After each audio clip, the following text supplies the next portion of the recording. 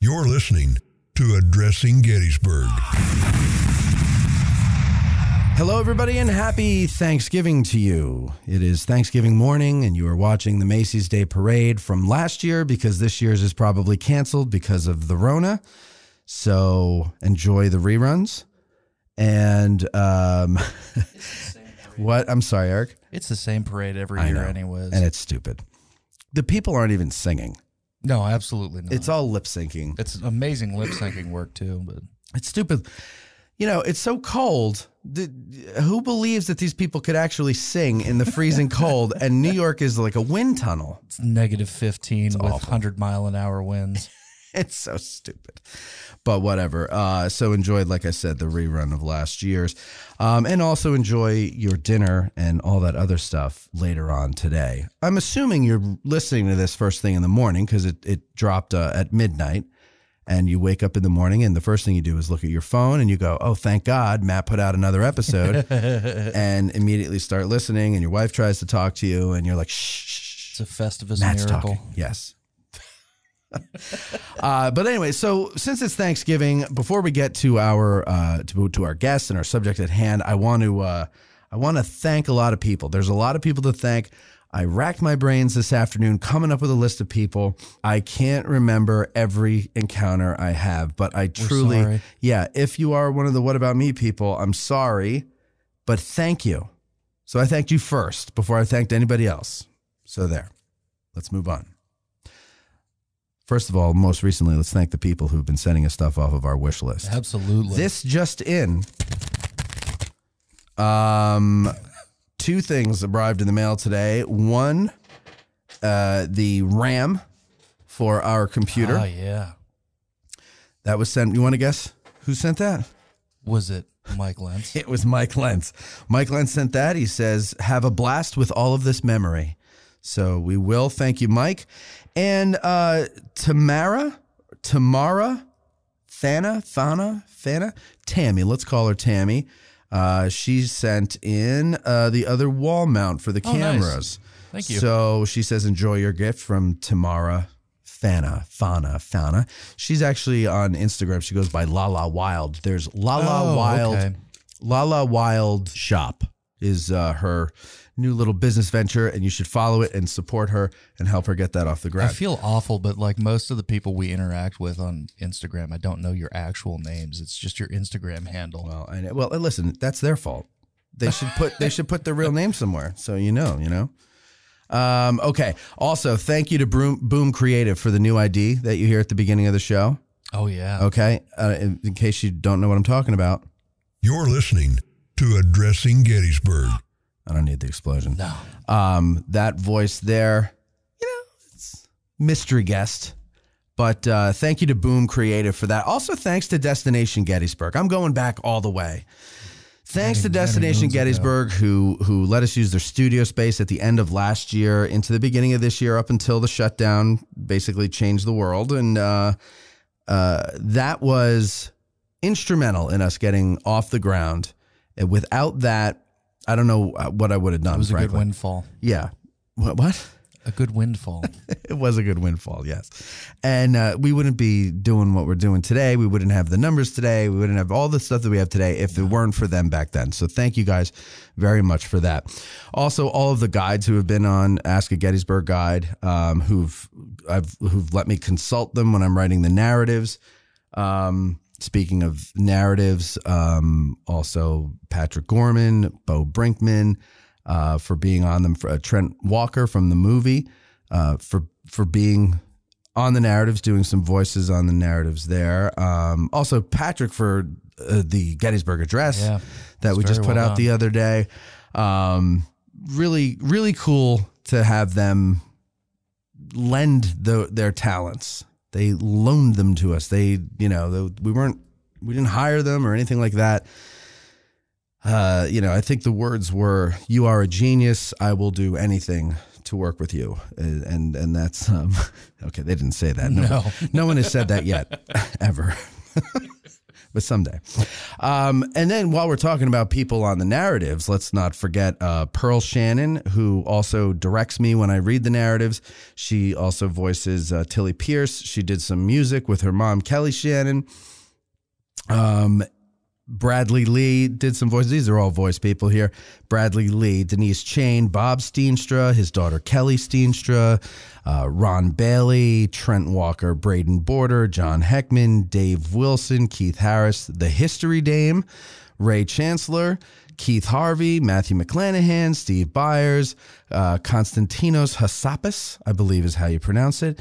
He wrote it out for me phonetically, but I still don't know people's phonetics. Bo Brinkman, John Thurston, and your gal, Katie Von Dettem. Indeed. I said it right here. I have to change it in the credits. Proud of you. Also, Mike Stretch for designing a brand new logo for us and for the banner that now hangs on the studio wall behind us here, which, of course, I motioned to, but this isn't video, so you can't see what I'm pointing at. Thanks to Dina Allende for taking it upon herself to get us on the Today Show. She just had this idea, she had the connections, and she did it. And then next thing I know, she's like, you're going to be on the Today Show. I was like, okay, I need a new pair of pants. But she was definitely our hero of 2020 for that, for sure.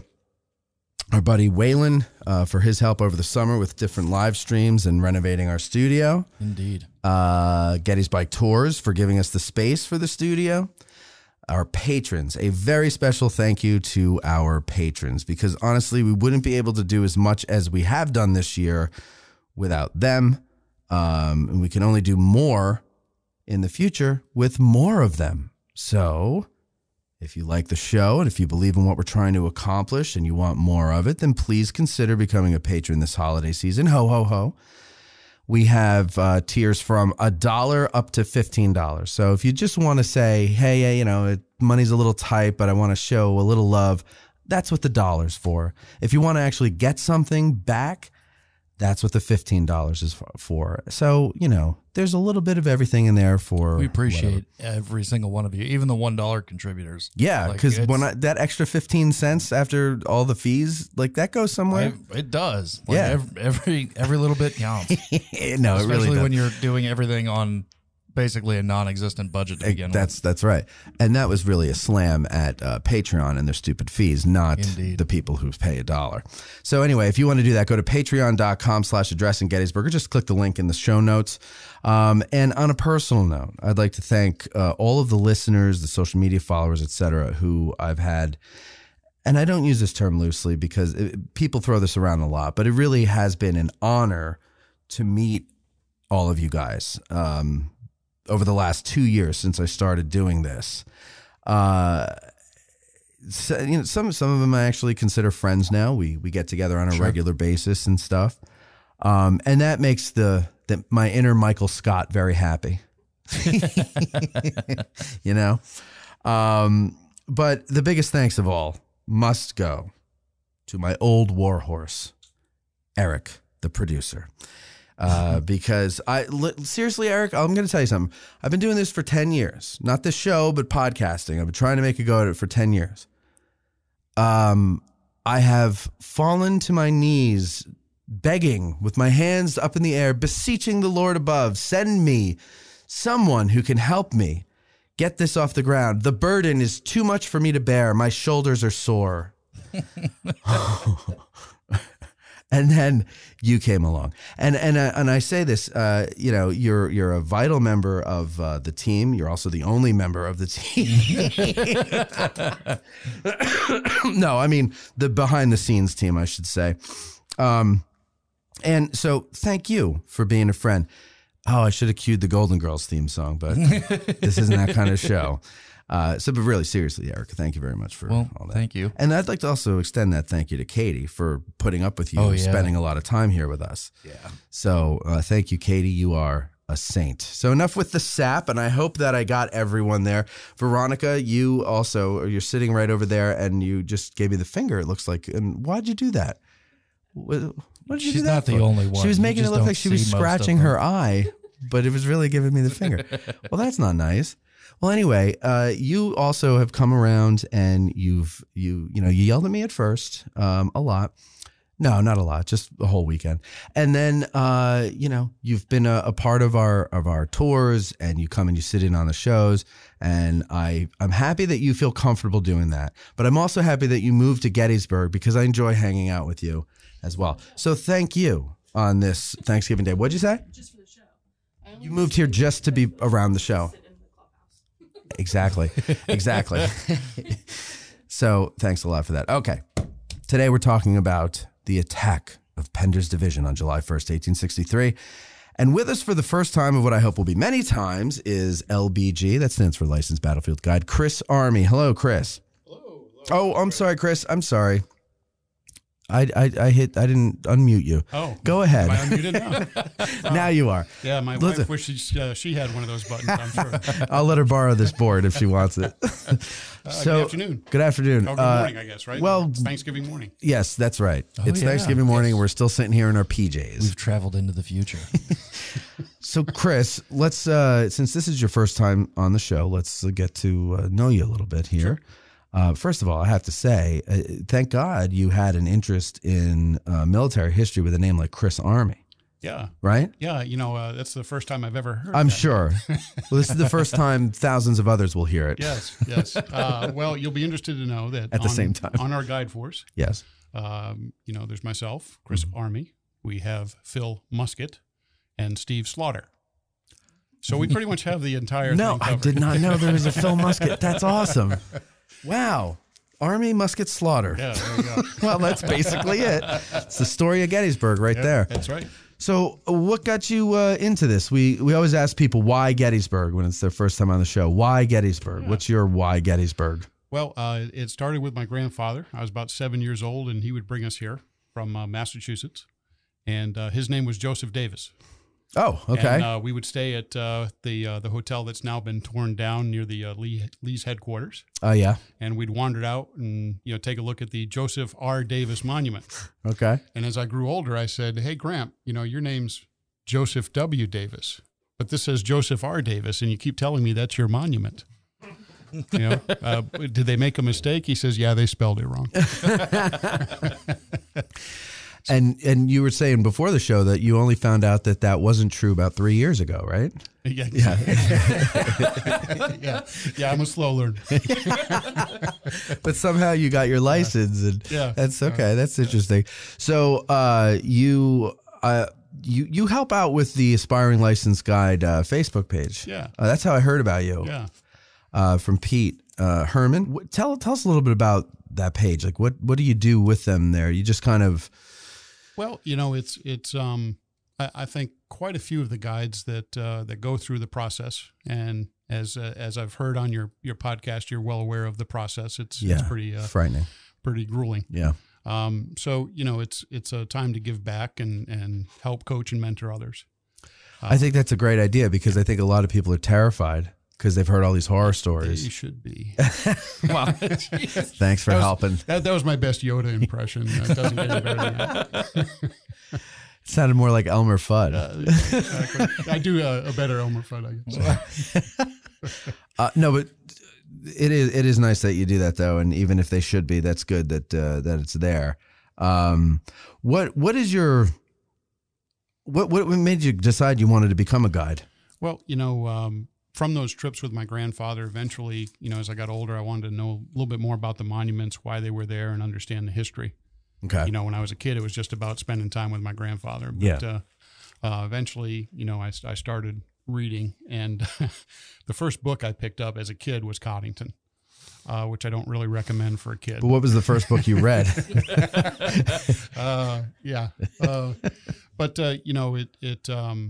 The more that I would come here, the more I wanted to learn about it. And it's just, as many people know, it just kind of grabs you. Yeah. Just kind of, takes you right into the story and you want to know more. Yeah. And so I started to get involved in different internet groups, in the late 90s after the movie came out. Of course, I'd been visiting, far before that. But once the movie came out and visitation was up, you'd come to Gettysburg, sometimes during the summer for a week and wander around, learn, go on the battle walks with the Rangers, you know, hire a guide, that sort of thing. And it was some discussions with Wayne Motts, actually, that was the catalyst for becoming a guide. Okay. And he encouraged you to do it? Yeah, he basically said, you need to study for the test and take the test. Nice. And so I did. Yeah. And you passed on the first try? I took the test in 2012, and I screwed up and passed it. You accidentally passed it? Yeah, I mean, I took the test to see what it was all about, because I heard it was really hard, and it was something I wanted to do in my retirement. And you're one of those guys. One of those guys. Let's going to take this just to see. You know, I'm going to take it for fun. Yeah. Yeah. Well, and then you pass. Back then, it wasn't very expensive to be able to do that. Now, yeah, you know, it's an expensive fun. It's like $20,000 now, I think, right? So, yeah, something like that. I know. They keep raising the rate. It's like they don't want anybody to be a guide. You need a second mortgage. So, you know, I was able to pass the written, and you know, then went through the oral process, and thankfully passed the oral process. Yeah. So, yeah, I became a guide in 2015. The last person to become a guide before they celebrated the 100-year anniversary. Oh, of okay. guiding. So yeah. All right. Well, now we're talking about Pender's attack today. You were going to do an actual tour on the battlefield a month or so ago, I think it was. Yeah. But you had to cancel that. Yeah. Is Pender's division and Pender's attack your favorite thing to talk about, or? It's one of my favorite brigades. You know, okay. I have several and several interests within the battle, but Pender is definitely right up there. In 2005, I wrote an article about Scales Brigade, part of Pender's division. So, you know, just find these guys to be, you know, hard hitters. Yeah. And we'll talk a lot about that. Well, today. sure. So let's get into that. So Pender's division before Gettysburg, before Pender took over, was whose division? It was all part of A.P. Hill's light division, right? Yeah. So this is a pretty prestigious division in the Confederate Army. Yeah. Yeah. And Pender's only in command for how long? Well, he actually he receives command for the division at the end of May. I think it's May 27th. He becomes a major general. Okay. So it's all part of Lee's reorganization of the Army after Chancellorsville. And you know, if the Civil War were a third grade dodgeball game, okay, Dorsey Pender would be one of the guys that you would want to pick immediately. Okay. You know, hard hitting guy, can throw that dodgeball really fast, really hard, and really impactful. Okay. And that's Dorsey Pender. All right, I like that. Yeah, throughout his entire military career, actually. Yeah. So they get up here to Gettysburg. They're part of Hill's Corps, even though Hill's no longer the commander, obviously. And on the first day of the battle, they're part of the second wave, right? Like the afternoon after the lull is over, they're part of that. Yeah. Yeah, they'll come up with, you know, with the division about the 28th of June, and then Heath will advance ahead of them to come into Gettysburg, of course, and the battle starts. Pender's sent in to support, so he's got his artillery, he's got his entire division coming down the Chambersburg Pike, right, and getting ready to deploy, and will deploy in the afternoon as part of the final attack on the first day. The order, you know, you said that Heath pulls up ahead of Pender and everything like that, and then, you know, Pender's in support when the battle starts. That's not, that's not Hill going, no, Pender, you stink, stay behind and let Heath go ahead. Like, that's just, they would alternate who led the march each day so that it's not always the same guys getting pummeled when if there's a fight up ahead, right? Like that's so that's just, it was just luck of the draw that's the way the order was. Yeah. Okay. In both armies, in fact, yeah, they'll leapfrog. Yes. So the battle begins, and Pender's division. Go ahead, set it up now for us. Tell us what happens when Pender actually joins the fray. Okay, so in the afternoon, after Robert E. Lee shows up, and he is decided that he's gonna push the attack. You know, he's decided he's in a pretty good position to do what he can to collapse the flanks north of town and push whatever's in front of him back through town, possibly destroy to Union Corps, he's going to set up, Hill actually will set up Pender along Hare Ridge. And, there's plenty of artillery going on. In fact, some of Scales' men are, that would be east of Hare Tavern. If you drive out there today, you notice that the ground dips down a little bit. Scales' men are down there in that ground, in that low ground, with Confederate artillery firing over them. Okay. And if you know anything about Confederate artillery, you know that you don't really want Confederate artillery firing over you because of their fuses not working real well. So it's a pretty tough place for Scales' men to be in. But right. The way that they set up is Pender will have Scales by the road there, by the Chambersburg Pike. Farther south, he will have Perrin's brigade, which was McGowan's, McGowan having been wounded. And beyond there, far to the right, will be Lane's brigade. And held in reserve is the brigade of Edmund Thomas. Okay. And so does Heath's division start fighting a little bit beforehand, or are they done now? No, they're actually not sent in the attack yet. This is just everybody lining up. Okay. So you've got Pender in support. They're kind of watching all of this. You've got Heath's division out in front of them, kind of getting ready for the attack, and with the artillery flying. Once the attack starts, though, Pettigrew and Brockenbrough are going to go in. Mm-hmm. It's going to be Brockenbrough close to the road, Pettigrew. Okay. And they're going to head in towards the east. Okay. And Pender's going to support them. Okay, meaning that he's going to stay, anywhere around 100 to 150 yards behind as they go in, and look for the opportunity, if there's a breakthrough made or something like that, to continue the push. So Heath's division is, in the morning's fight, mm-hmm. and then they get a little bit of a lull, and then there's this fresh division that comes up in support, but Heath is still going to initiate the resumption of attack? Yeah, so actually when the attacks are made in the morning with Archer and Davis, of course, those are going to be repulsed by the Union boys. So the Confederates will make their way back to the Hare Ridge area. Mm-hmm. Okay, and then they're going to do what former Ranger Bill Hewitt always calls a Kabuki Dance. I love that term. Okay, so they're going to start switching people around. Okay, so they're going to put Brockenbrough by the road. They're going to put Pettigrew next to him. Farther on down is going to be Fray, which was Archer. Mm-hmm. Okay, so if you Burkett, Fray. Yep. If you think about the area, if you're taking a look at a map of that area, Fray is almost all the way down on the Hagerstown or Fairfield Road. Yes. Okay. Yeah. And that's going to come into play in the afternoon with Union cavalry still out that way. We'll talk a little bit about that. Right. Okay. So they finally Pender's men get into the fray. They move out. They get out. Now, where's the Union line at this point? Where are we talking geographically here out on the first day? So geographically, you have the Union line essentially in Herbst Woods. Okay. You have Stone's brigade all around the McPherson barn and across the road north of the Chambersburg Pike. Mm-hmm. Okay. And then you have Biddle's brigade south of the Herbst Woods as well. Okay. And then you have other Union troops coming into the seminary area.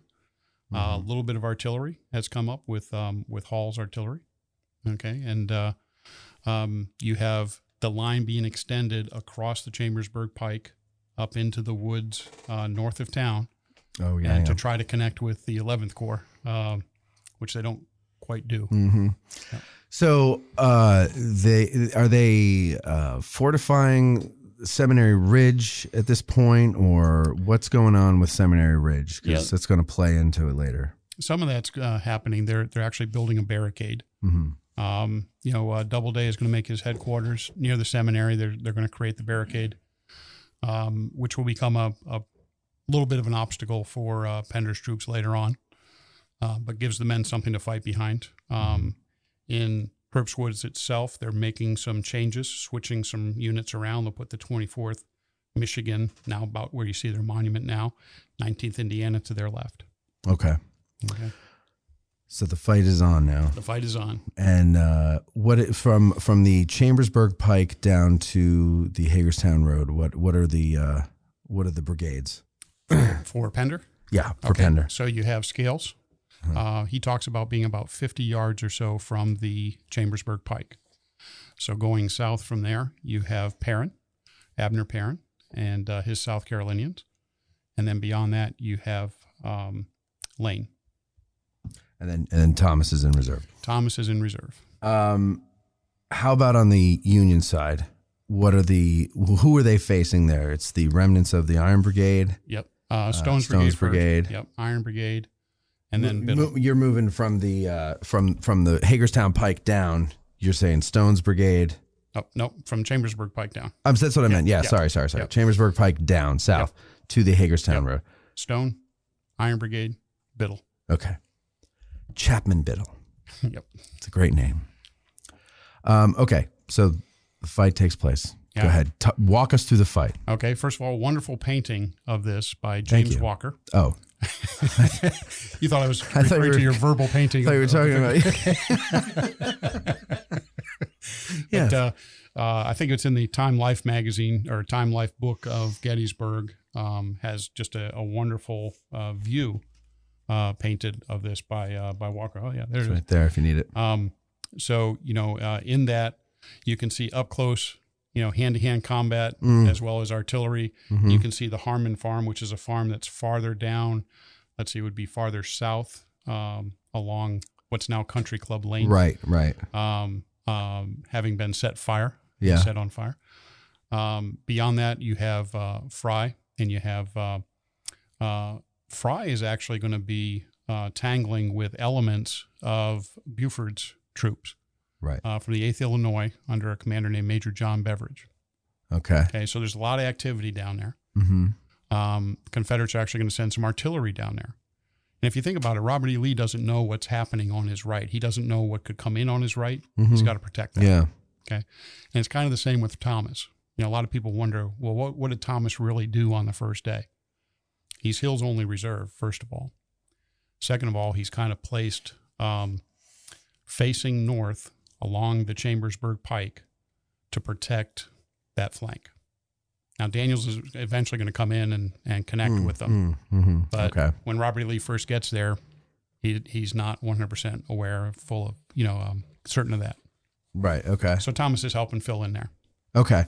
So when the fight starts, is it a long, drawn out fight, or is it pretty easy? Like what happens to Pender's division when they're going through? Yeah, I don't know if any of them would call it easy. I certainly wouldn't. But let's talk about the artillery bombardment. Sure. There's a fun little story there. Okay, so the artillery bombardment's going on, and there's a man that's hit with a piece of artillery shell in Scales Brigade, and he jumps up and he goes running towards the back and he says, "I'm dead! I'm dead!" And the captain of the particular unit yells out, so and so and so and so, go catch that dead man if you can. I love the wit of combat soldiers, and the quickness and yeah. So now when they go in, okay, so the artillery is going to be firing, continue to fire over their heads against the Union artillery line that's been set up along Seminary Ridge, probably about 18 guns at least along Seminary Ridge. Okay. So there's some thought that this kind of sets up very similar to Pickett's charge, right? 2 days later, where you're walking into the teeth of this artillery. Right. Okay. So when Pender goes in, of course, they're following Brockenbrough on the left, Pender in the middle, and then Archer or Fray on their right. And now Fray is refused, okay, which means he's turned along the Hagerstown Road, the Fairfield Road, because he's got to deal with that cavalry. Mm-hmm. Okay, they're out there menacing him, and he's got to take care of that. Right. Okay. Well, what it does, and Lane writes about this afterwards, is because Fray is dealing with that, when Lane passes them, they're uncovered, meaning they have no protection from any men ahead of them. Yeah. Okay, so that's going to be a little bit about what happens to Lane. We'll get into that a little bit further. Okay. Okay, but they're going in. The attacks with Pettigrew, his brigade are happening. The attacks with Brockenbrough's brigade is happening. And Daniels is sweeping down north of the Pike, Junius Daniels, now the third time that afternoon. Okay, he makes 3 separate attacks. Right. Okay. The farthest right regiment is the 32nd North Carolina. Okay, he's going to be fighting with Stone's brigade along there. Scales will make a reference that when they get up past Willoughby Run, they will look ahead and they'll see Brockenbrough fighting with Stone. You know, they don't know the names of the units, but Scales makes mention in his report that they had to hurry forward to help their friends. Mm-hmm. Okay. And some people interpret their friends as being Brockenbrough. But actually, I think it's actually a connection with the 32nd North Carolina. Oh, okay. Okay. And then those units will go forward on both sides of the pike as Brockenbrough pushes Stone off and will eventually run out of ammunition. And Brockenbrough is going to get in between the swale between both of those McPherson ridges, okay, the east and west ridge. Mm-hmm. Okay. Brockenbrough gets down in the swale there, and it's going to be about that time they run out of ammunition. Okay. So they go to ground, and Scales' men will walk right over their backs. Ah, okay. Okay. Yeah. And then they will make it to the rise of the eastern McPherson Ridge, and that's about when the Union artillery is going to open up on them. Okay, and they're going to take massive casualties. Okay, out of about 1,450 men, they're going to walk out of there that night with about 500. Jeez. Yeah, so they take a lot. Yeah, a lot of people don't give the first day enough credit for, casualty rates. Yeah. It's pretty nasty. It's a really, really tough fight. Yeah. Yeah. And that, like, East McPherson's Ridge to Seminary Ridge is not very far. So you're like well within range of artillery. Absolutely. I mean, that's got to be frightening to crest that ridge and then just see big white puffs of smoke and then feel and hear everything going past you or in you. Yeah. It's got to be a mess. In fact, there's accounts of the left section of James Stewart's Union Battery, 4th U.S. Battery B. Mm-hmm. So left 3 guns.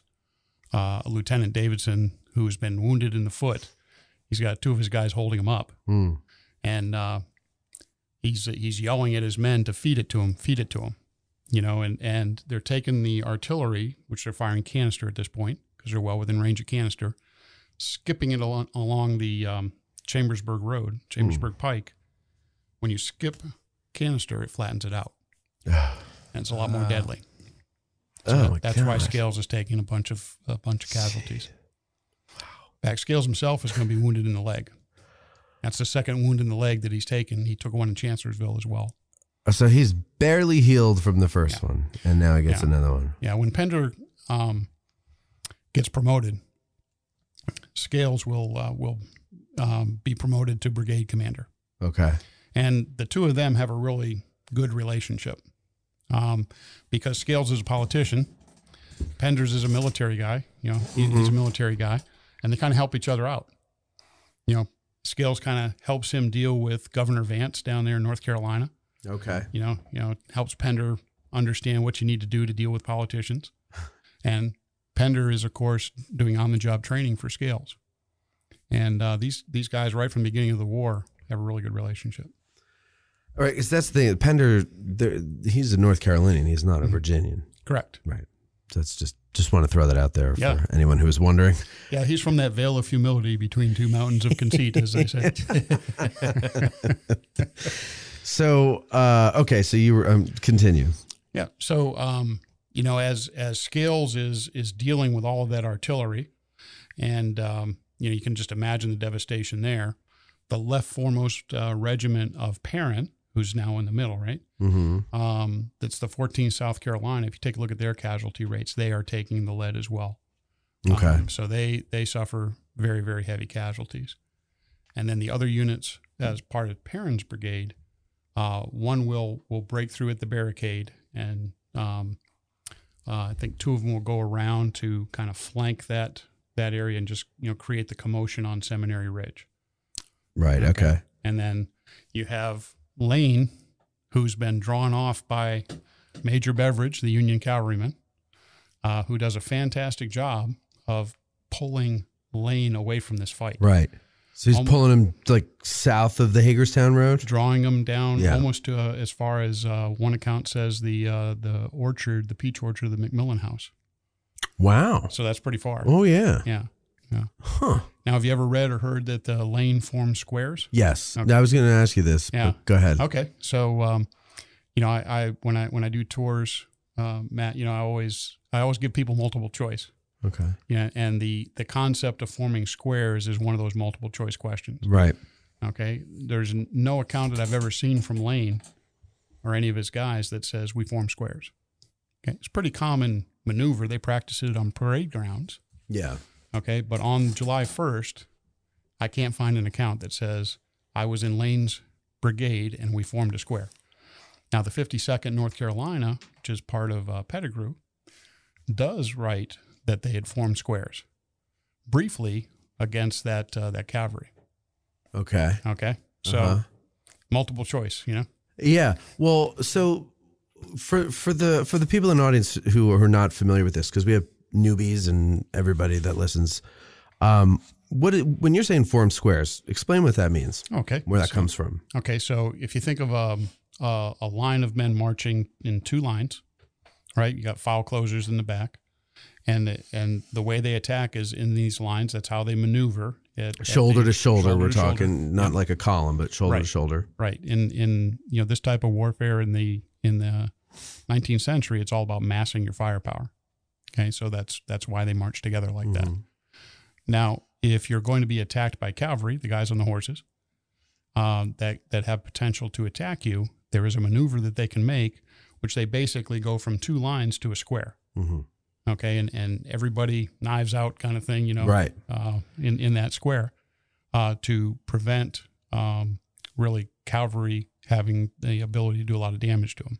And the thinking behind that would be because they're fixing their bayonets, right? Oh, yep. Yeah, and the thinking of that being a good, because it's a hollow square. It is. Yeah, it's not like a big glob of men. It's in a square formation. It's a hollow square. Yeah. So why is it that a charging cavalry unit can't get through the two ranks on either side of that square, but it can get through two ranks in a line? Well, I think they can actually break through there, but it's going to be dangerous for them, you know, as they're hitting these different areas of the square. Right. You know, and it tends to break up the formation of the cavalry attack. Yeah. You know, horses responding to it and things like that. Sure. So, Okay. It's all right. Yeah, and it goes all the way back to Napoleon. Yeah. In fact, one of my favorite games is Napoleon Total War, and you form squares. I form squares all the time. It's one of the things the regiments can do. So, so you're our Gettysburg square former. Yeah, square former. There you go. But okay, so there's no account from Lane or anyone in Lane's brigade. So, no, I'm sorry. The 52nd was in Lane's brigade. 52nd was in Pettigrew. Pettigrew. Yeah. Okay. So no one in Lane's brigade says we form squares. Pettigrew's brigade said they form squares. Yep. And that's the only one account that we're going off of here? Like, where there's no...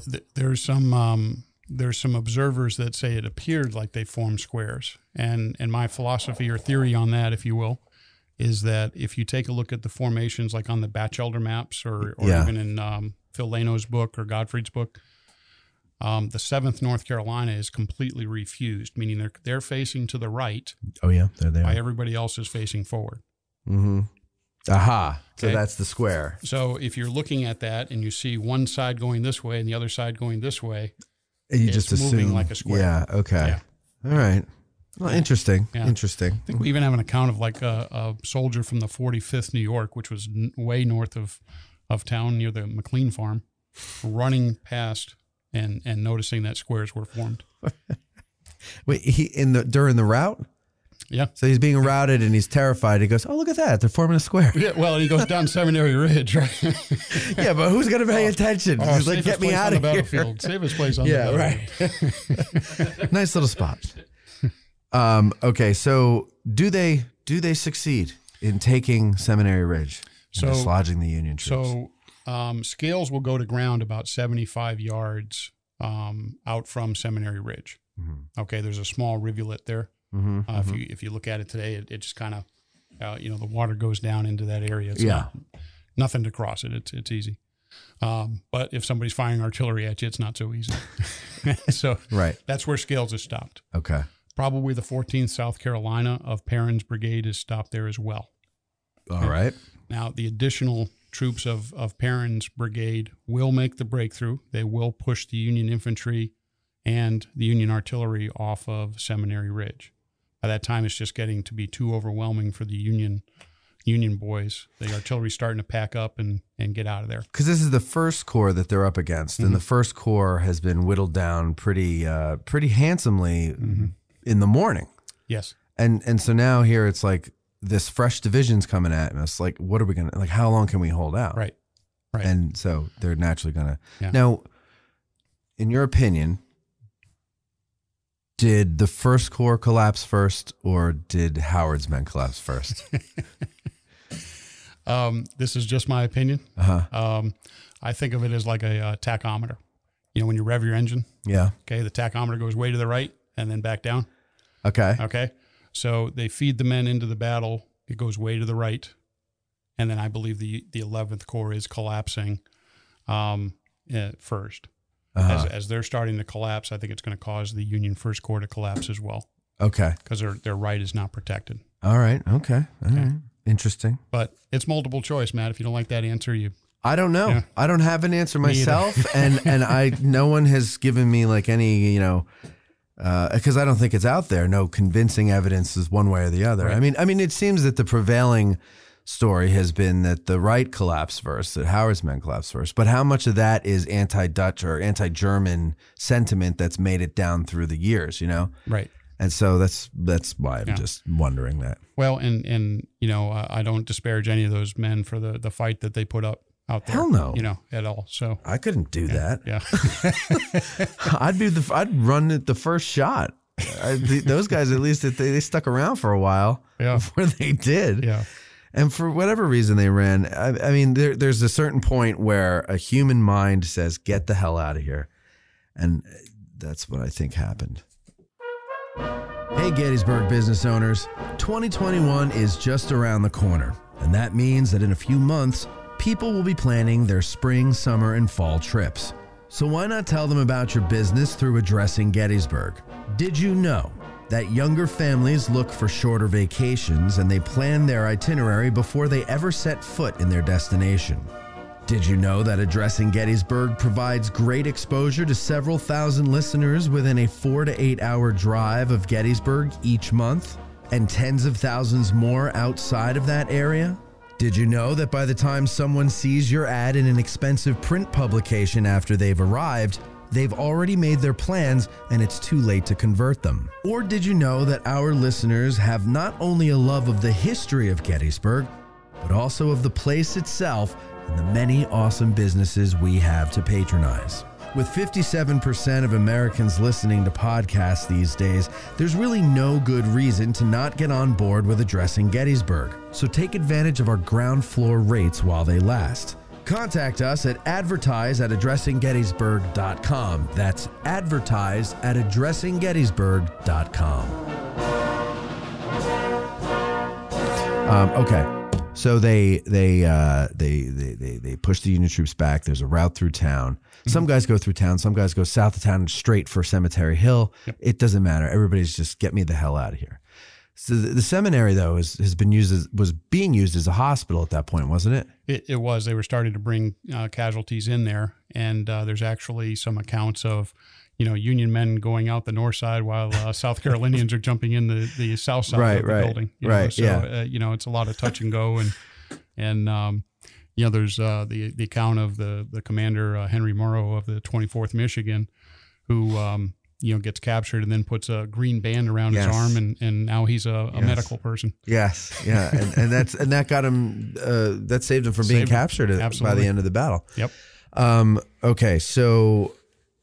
Do you want to add anything more to that, or are you ready to get to the questions? Well, I think the only other thing that I'd add to that is, the accounts state that I think it's the 1st South Carolina of Perrin's brigade will raise the Confederate flag in the town square. Oh, yes. Yeah. Okay. So, by that time, everything's been swept through the town, and they're showing up first to the center of town. And for those people that always say, I drive through Gettysburg and there's so many Confederate flags. Well, we have a long history of flying Confederate flags.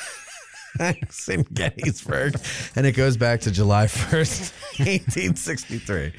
No, I'm just teasing. Okay, so let's get to the questions now. I like that detail though. I forgot that. Let's go to our first one here, who's making his debut on the show, Joe DeFuria, Joey D, we like to call him. He says, here's a question regarding Pender's attack on day one, asking for a friend since I'm a rookie. How is it that Perrin's brigade managed to push the Union troops off of Seminary Ridge when Scales' brigade was decimated and Lane's brigade seemed to have stalled? Thanks for such an enjoyable podcast. You're welcome, Joey D. You're very welcome. Did you get the question? I did. Okay. I did. I didn't. What's the answer? Well, Joey D, I think the answer lies in the fact that the Union artillery is really focusing on Scales. It's Union infantry and tired infantry, low on ammunition behind the barricade that Perrin's guys will run into. Now, they're still going to be running into some of the Union artillery as well. But, these are fresh, experienced, hard-hitting troops against tired, experienced, hard-hitting troops. Yeah. Well, let's go. So you're talking about the artillery. So Scales' brigade, remember, ladies and gentlemen, he's the one south of the Chambersburg Pike. Mm-hmm. And facing him is Stevens Battery, Cooper's Battery, Reynolds Battery, Stewart's Battery. Yep, the left section of Stewart's Battery, skipping that canister on the Chambersburg Pike. And then, what was it? So he said Perrin's brigade managed to push through the Union. Perrin's in the center, and straight ahead of him, there's Reynolds Battery, but that's only really, according to this map here in the Fonts book, it's really maybe threatening to the 13th and the 12th, but the 1st and the 14th have no batteries straight in front of them unless Cooper's firing in them a little bit. The 14th is going to take heavy casualties that day. 14th is going to take it because he's right next to Scales' brigade, or there, right next to Scales' brigade. Yeah. And there are quite a few batteries right up there near the, just north of the seminary building is basically what it looks like here. Okay. So so there's a lot of artillery against Scales. That's crazy. Yeah. Looking at that. And, if there was a fence line that Perrin's guys had to cross, before they got to the barricade, and actually if you go out there today, you can still kind of see the outline of the fence line. When I was here, I don't know, 20, 25 years ago, the fences, I don't remember if they were there, but you could see trees that had grown up along that fence line still. Are you talking about the fence line that's on the slope of Seminary Ridge or on the slope of McPherson's Ridge? It would be on the slope of western slope of Seminary Ridge. Okay, I see what you're talking. Yeah, and it's a nice little square fence. If you went out there, 20 years ago, you could see it plain as day. Mm-hmm. Yeah, I think it is still there. There's the fence, unless they've rebuilt elements of it. Maybe I haven't been out there in a while. So, or maybe there's because there's some modern buildings in the southwest corner of the seminary property now. So it might be those buildings are on it now. Well, and back when they had the tennis courts there, I don't know if you remember that. Yeah, I remember the tennis courts. Yeah. So we always figured that the tennis courts was where the barricade was. Okay. Yeah. Okay. I remember hearing people saying that. Logs and fighting behind that barricade. Okay. All right. Michael Lentz, major backer of our future video productions here. He says, was the wrecking of Scales' brigade avoidable, or were they victims of circumstance? Well, great question, Michael. And, according to my memory, I know you provided memory to the Addressing Gettysburg podcast, there you go. But according to my memory. Nice paying attention there. Little tie back there. Wow. Yeah. I like that. Scales, this is Pender's old brigade. Yeah. So, and it's the first battle that they are being led by Scales. Fredericksburg's a little bit of an exception because at Fredericksburg, Dorsey Pender was wounded. Right. He goes off the field. He comes back, and Scales is managing the brigade at that time. Mm-hmm. And instead of taking command, he lets Scales continue the command, and he's just standing next to him while that command's taking place. So he's doing on-the-job training. Oh, interesting. Okay. So he's come back, mm-hmm. and rightfully he's the commander of the brigade. Yep. but he's letting Scales exercise command. Yep. While he just kind of, wow. Yeah. Yeah. See, if we all had bosses like that, right, ladies and gentlemen? That's right. Yeah. A little bit of leadership leadership lesson there. Got to train your replacement. So, the fact that, he places Scales there, I believe, is because he knows that brigade the best. Okay, because he had just been commanding it a month before, and that's there being along the Chambersburg Pike. Right. That's the it's the anchor position. Yeah. Okay, thank you. Yeah. Yes.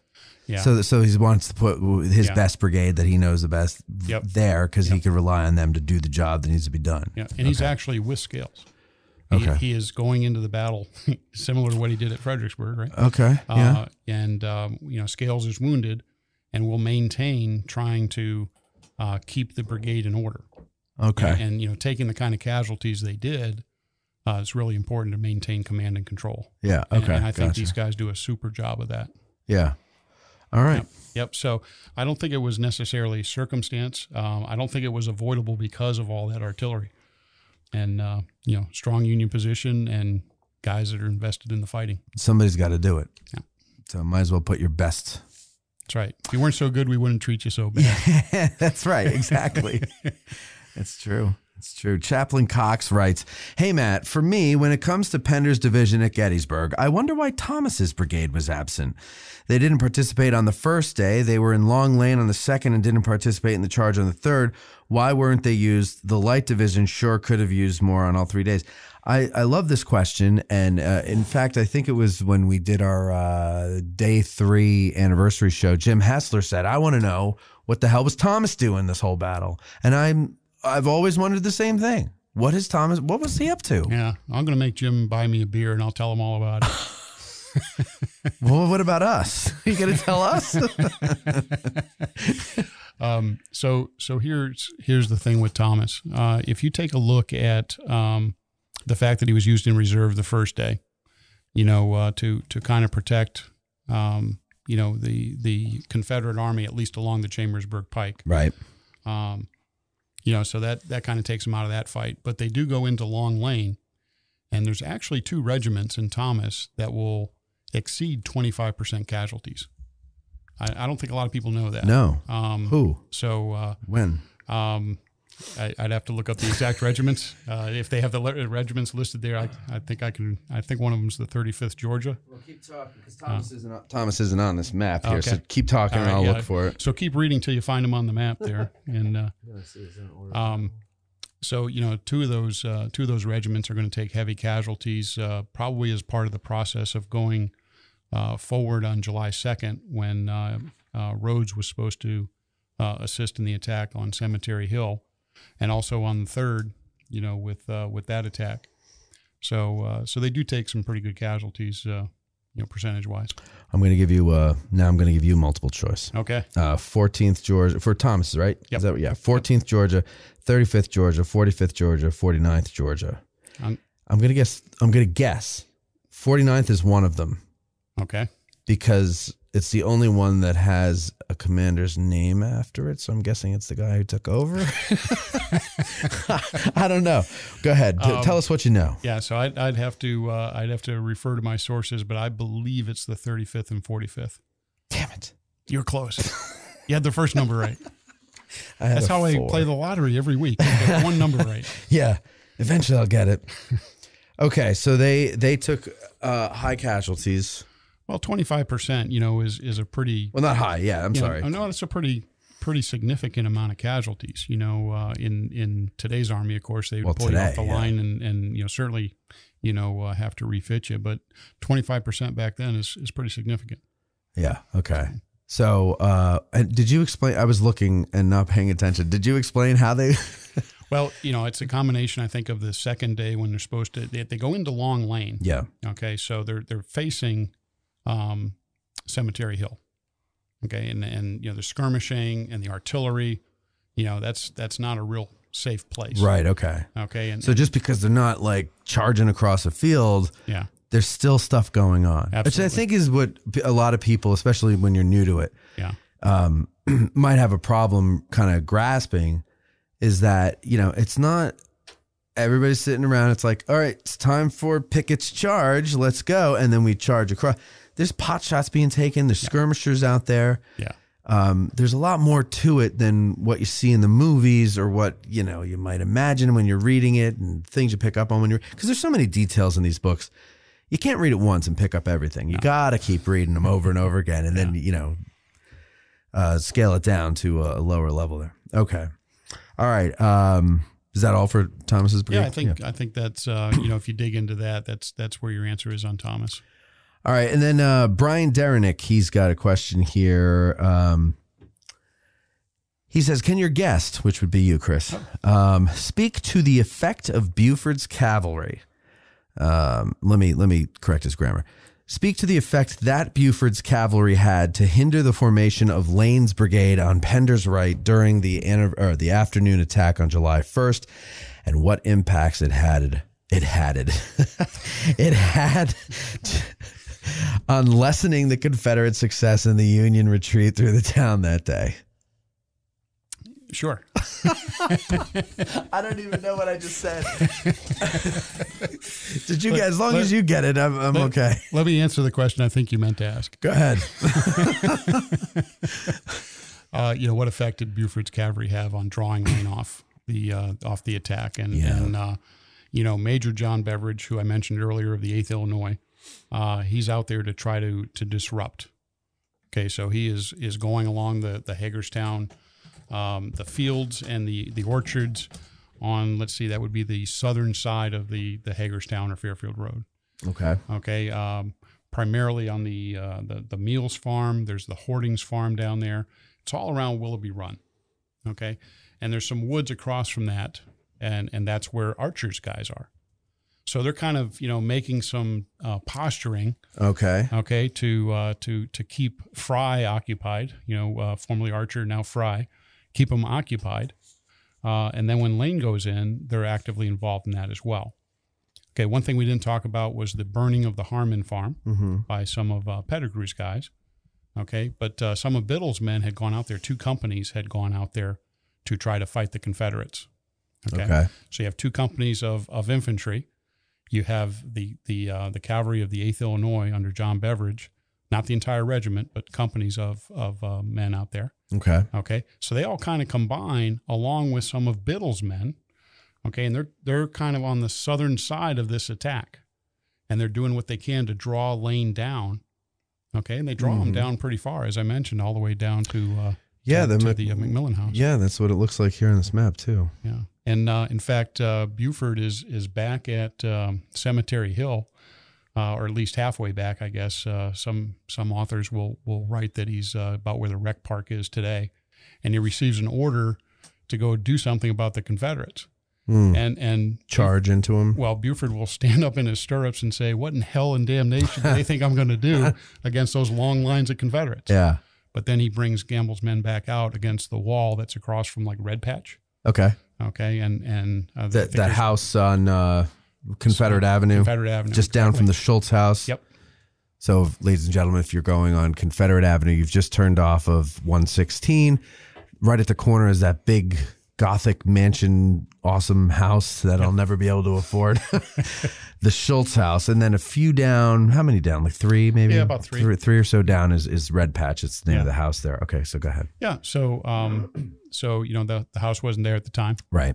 But Buford was with Gamble, and they're doing all that they can to hold off the elements of Lane's brigade, and then the right side of Perrin's brigade, who will peel off to try to deal with them as well. Okay. So you know Buford's men continue to do an awesome job on July 1st. Cavalry, you know, I know Eric has an aversion to cavalry. Is that correct?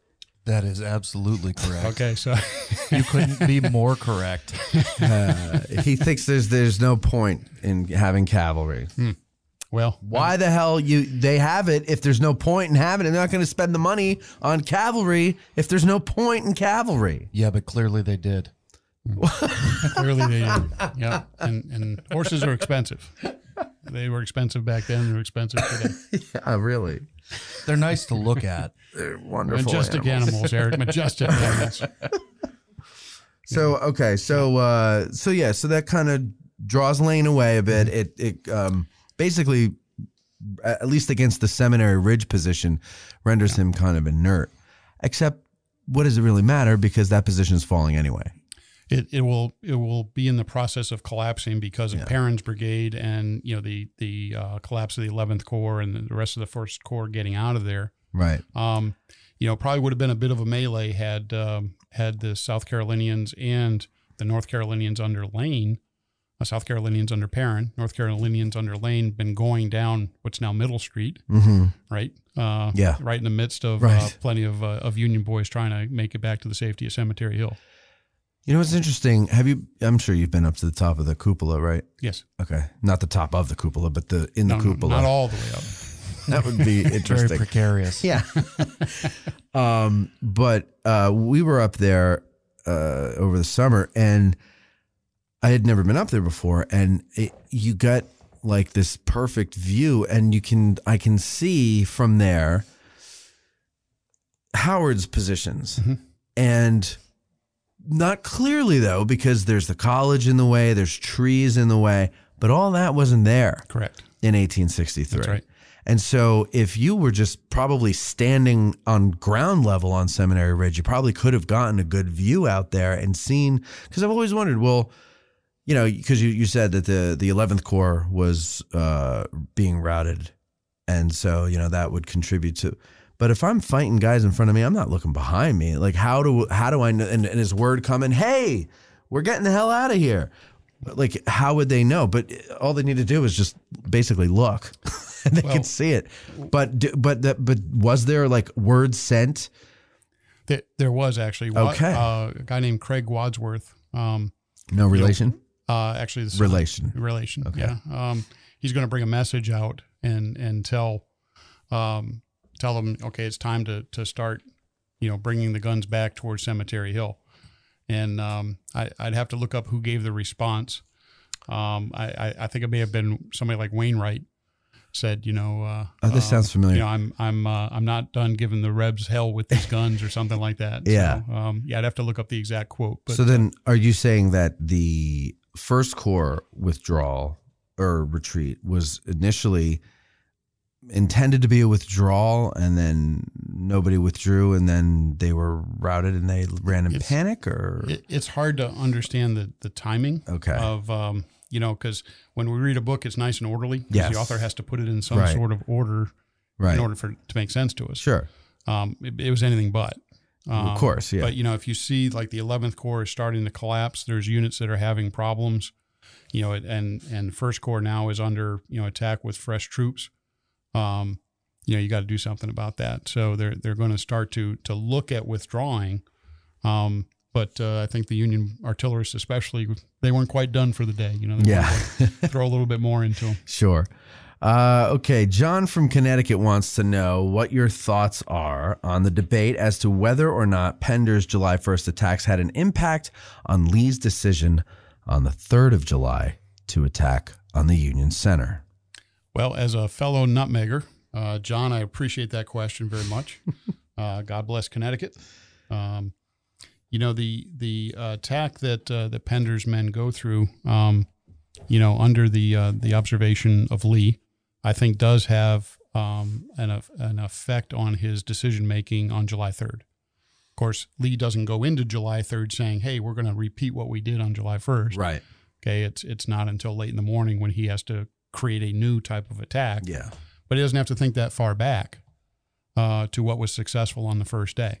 Mm-hmm. And, I think that does have an effect on his decision on July 3rd. So, so you do think it does? Mm-hmm. Okay. Yep. All right. Yeah. And if you look at, 18 to 21 guns, multiple choice there, 18 to 21 Union guns, infantry attack against it. They push infantry and the Union boys off of that ridge. Okay. Like they did the day before or 2 days before. Okay.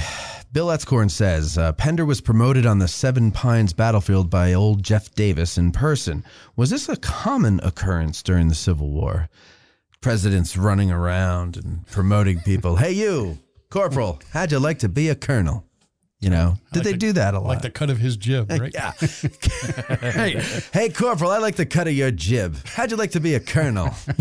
And then he flicks his cigar ashes on his shoulder. That's right. I made you a colonel. That's right. No, so what was that common? Pretty rare occurrence, actually. You know, and in fact, I think it's a great trivia question. I'm not sure I have the answer. I believe I heard Scott Hartwig, former interpretive supervisor here at the park, either say on a tour or it's in some of his writings that Pender's advancement at the Battle of Seven Pines, field promotion, you know, when he goes in as a colonel into the fight, Davis watches him, you know, maneuver his troops and get out of a jam, and he's going to ride up and tell him, General Pender, I congratulate you. You know, on the way that you handled your troops, kind of thing. Right. So Pender's one. We know of that. It's documented.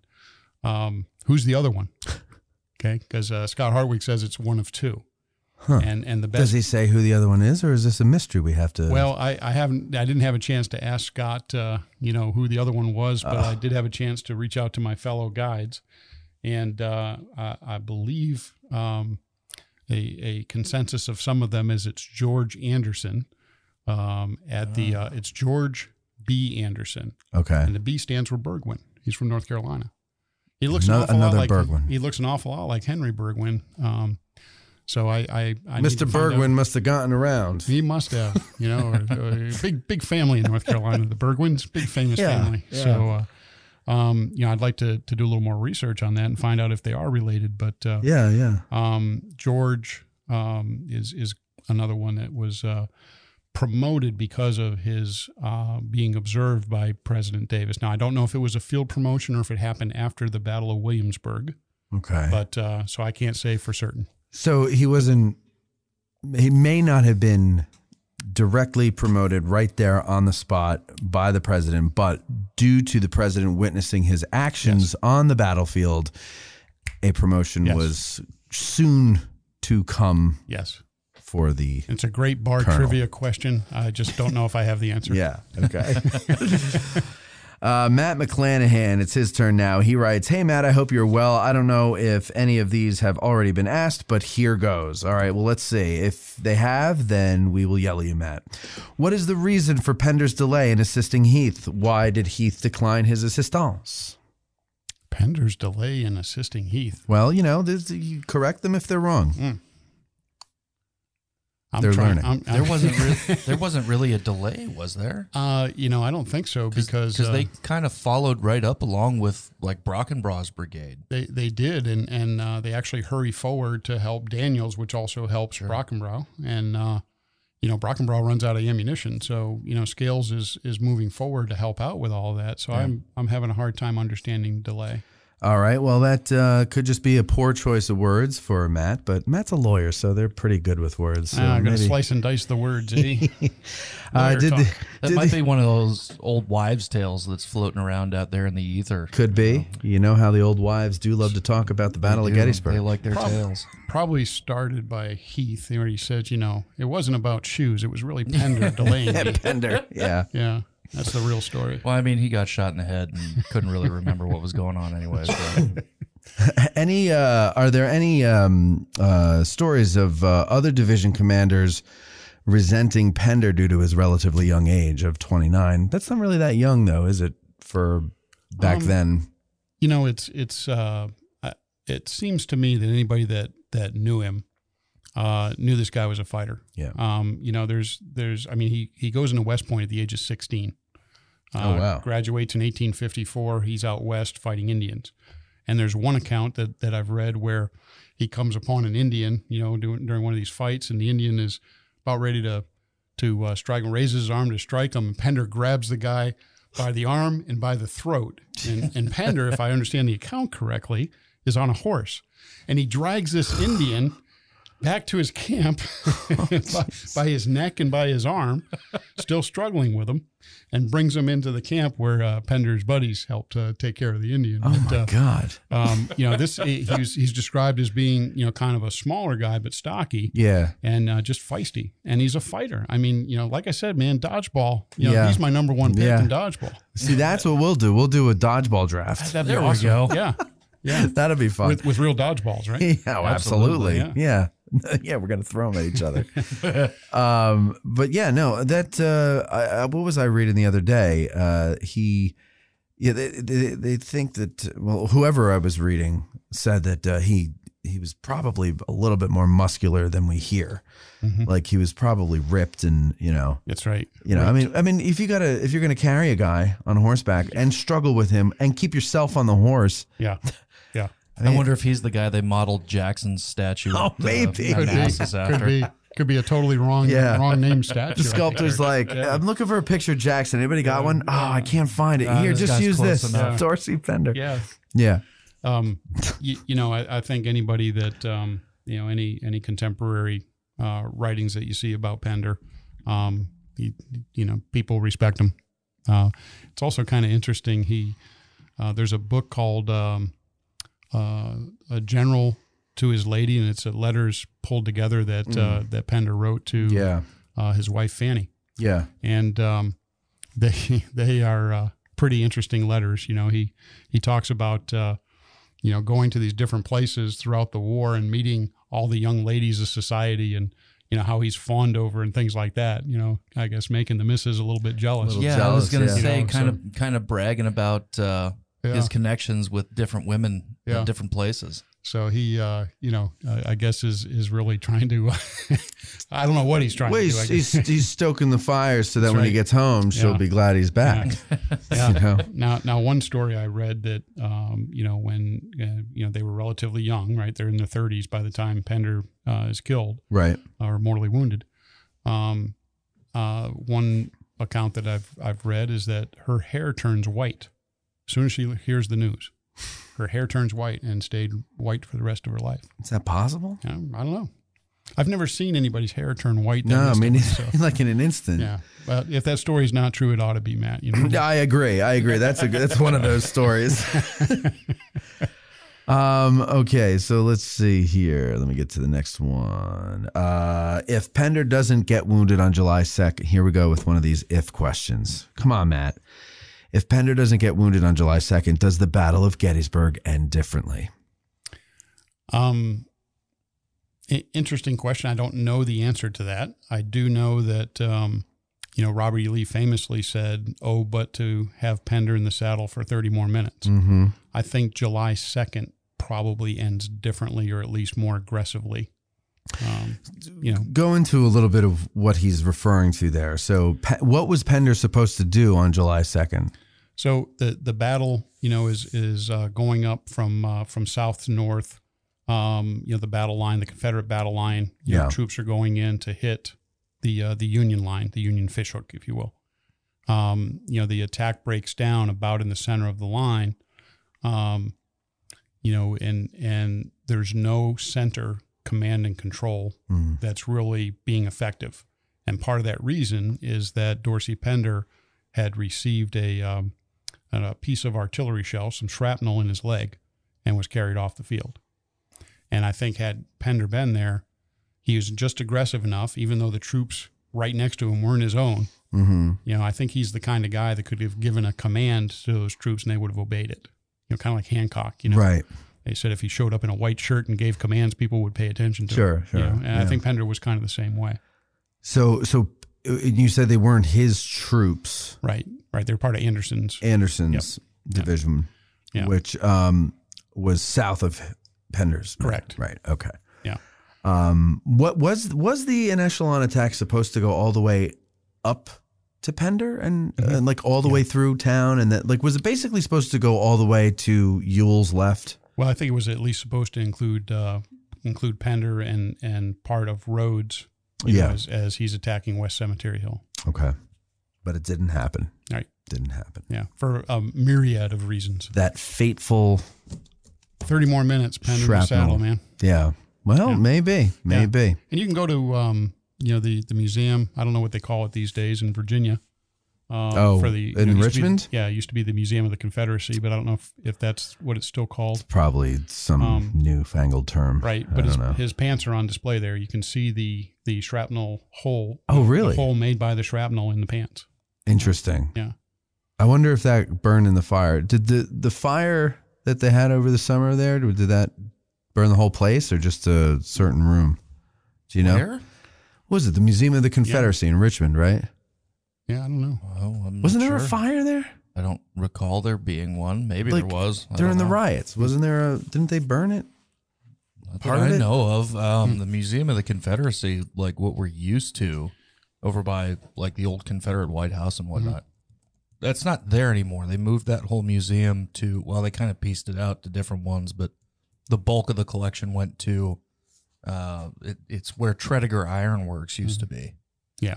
And I don't know what they call that now, but that's where most of it ended up. Maybe I'm but thinking I don't of something remember else. hearing about You're it. going to need fire. to put your research team on it. Yes. Yeah. Veronica, could you look that Could you look that up, please? Yeah. I've got Hit the Google. It might be the Daughters of the Confederacy. Do they have a museum or something? The UDC's headquarters, I think, is like on that same block.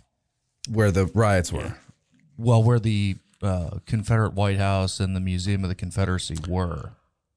Okay, I don't know. It's not important. The point is that, what, hon? Yeah. The Daughters of the Confederacy headquarters, May 30th of this year. There was a fire on May 30th at the Daughter of the Confederacy's headquarters. Okay, did the whole thing burn down or just a little bit of it?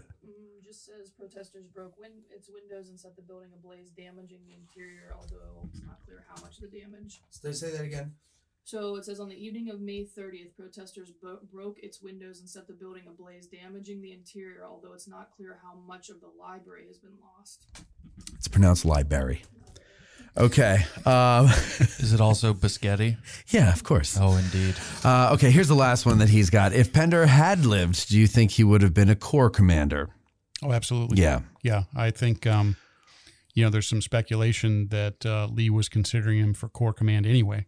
Wasn't there some talk about that afterwards? That was it Lee that regretted that he didn't promote him to corps ahead of time? But it could be. I've been to the archives in D.C. and when you received a promotion, they write on the envelope their signature to give you the promotion. And then it goes on up the line. And I've seen the envelope, and I think the quote is something like the best officer of his grade kind of thing. Written by Robert E. Lee, Didn't he say that about Hill too? I think so. Yeah. That was he liked that. He liked that phrase. Oh, you're the best officer of your grade. Yeah, says so right on the envelope, man. Look at this. Yeah. Okay. So, I think he certainly was had a high talent stack, if you will. For warfare. All right, Chris. Well, thank you for coming on and talking about all this. Thank you for all the questions you guys all sent in. Sure. I can't believe with all those thank yous in the beginning that we're still only at about an hour and 20 minutes. Yeah, that's wild. That's pretty good. I thought I took up too much time with that. So, I certainly appreciate the you guys sending the limo over to get me and absolutely, bring me home. So, absolutely. Of course, anything. Thanks. You say limo, I say rickshaw, but whatever. But yeah, no. So we'll have you on again. What's you like talking about Stewart's Cavalry? Yeah, I enjoy Stewart's Cavalry, Willard's Brigade. Willard's Brigade. I was in Willard's Brigade. Really? Yeah. Somebody requested we do that. So how about this then? We'll do one on the Cowards, and we'll do one on Stewart as well. Throughout the winter, we'll have you on a couple more times to do that stuff, and I think people will like that because we've had people ask for things that you can talk about. So sounds great. Great, Chris. It was great having you on. Thank you very much for doing this. Really nice meeting you. I had a lot of fun. Yeah, appreciate. Thank you, Veronica. You're welcome. Absolutely. Thank you, Veronica, for coming by and sitting here and reading. You that's your job now, as Googler. So you have to come into all of them. Chief Googler of Addressing Gettysburg. Yeah. We'll get you business cards printed out. Right. Well, not by me. I haven't called you worse yet. Okay. So we'll see you all later. And have a happy Thanksgiving. Happy Thanksgiving, everyone. All right. This stool is so uncomfortable. I hate this stool. I got to remember to bring the one. Instead of small drink down in the pay the reckoning on the nail. No man forget shall go to jail from Gary Owen and glory. Hold it. Wait. Oh, man, it is nerve-wracking thanking people because, of course, we slammed this all together Like right before we did the show, we started putting this list together, blah, blah, blah, blah, blah. And of course, you're never going to remember everybody. And then, of course, as I'm editing the show, I'm like, oh, wait, how about this person, that person, this person, that person. So, God, man, it's better to just not thank people at all because you know how people are going to get if you don't thank them. So here, ladies and gentlemen, okay, here we go. More thanks. Peter Bonfanti. He has been I can't believe this one. I'm kicking myself the most for this one at all. Best friend in the whole world. Help me get this thing off the ground. Still helps in secret, private ways that you guys don't know about, but I do, and it's invaluable to me. And Pete, thank you very much for your help. Peggy Bell has helped us over the year. Donnie Copper from American Civil War _IG on Instagram. He shares our stuff a lot to his large audience, and I'm sure some of you have come over from there. One of our listeners, Karen Werner, who I got to thank her because she actually spends money on airfare to come out here from Minnesota and go on our tours, which is crazy to me, but I love it. It's great. It's awesome. And she also bought a painting of mine. So thank you, Karen, for that. Chris Gwynn over at the National Park Service, he's helped us out with a few things, getting guides on and rangers on, giving them permission to come on.